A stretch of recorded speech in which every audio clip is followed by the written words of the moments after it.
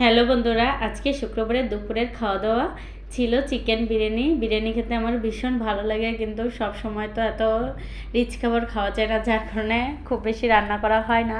আর আমাকে ডাক্তার একটু ফ্যাট খাবার খেতে না করেছিল, যার কারণে কিছুদিন খাইনি।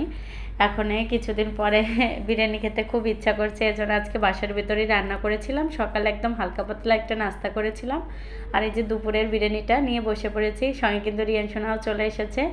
রিয়ান সোনারও বিরিয়ানি খেতে ভীষণ ভালো লাগে, এর জন্য আমার খাওয়া দাওয়া খেয়ে পাশেই এসে বসে পড়েছে।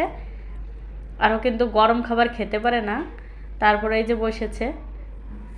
আমি একটু ঠান্ডা করে খাইয়ে দিচ্ছিলাম রিয়ান সোনাকে।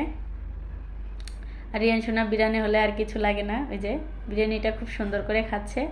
আবার গরম খেতেও একটু অসুবিধা হচ্ছে। দেখুন বন্ধুরা রিয়ানের রিয়াকশনটা, রিয়ান কীরকম করছে।